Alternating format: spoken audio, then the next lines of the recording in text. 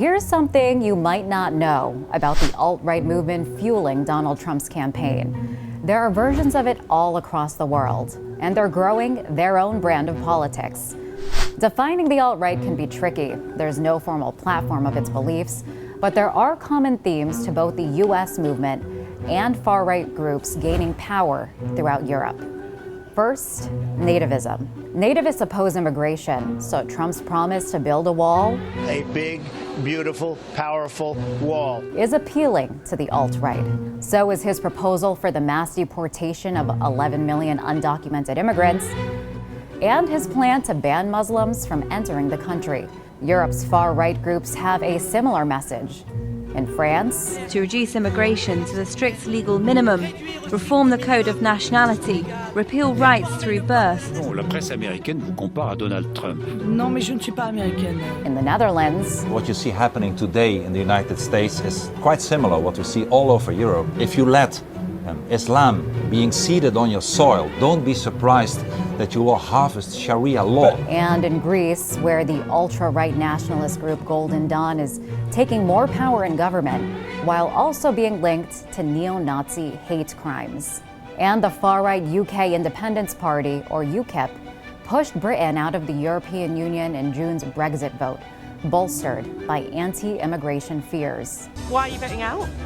Because I want the country back. The rate's gone up, the children, the deaths, the crime rate, it's all gone up. My friend actually sent me this. Bugger the bankers, do you want a Bulgarian butcher to operate on you? Trump sees the similarities between himself and UKIP leader Nigel Farage, which is why he asked Farage to join him on the campaign trail. By going out and voting for Brexit, they could take back control of their country, take back control of their borders, and get back their pride. But these groups have made subtle and not so subtle nods to anti-Semitism and white supremacy.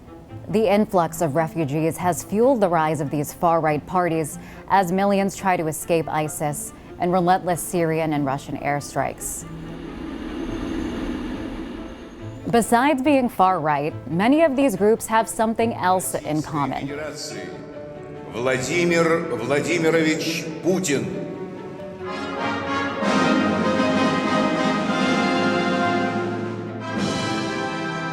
They support Vladimir Putin's Russia, and in some cases, they are supported by Russia, economically, politically, or through Kremlin-sponsored media. France's National Front has received millions of dollars in Russian loans to fund its campaign. In Germany, Russian propaganda spread a fake story about a refugee raping a 13-year-old girl.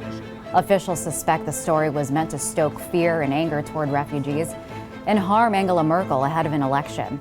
But why would Russia's Vladimir Putin prop up far-right extremist groups? Because isolationism throughout the West means weakening alliances like the European Union and NATO. And that's very good for Russia.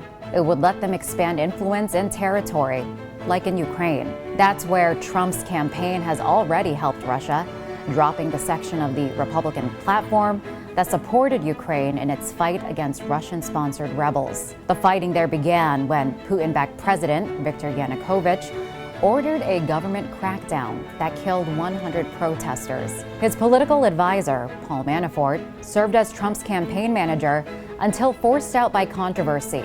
Trump replaced this Russia-aligned campaign manager with the head of Breitbart News, the leading U.S. outlet for the alt-right and a hub of far-right nationalism.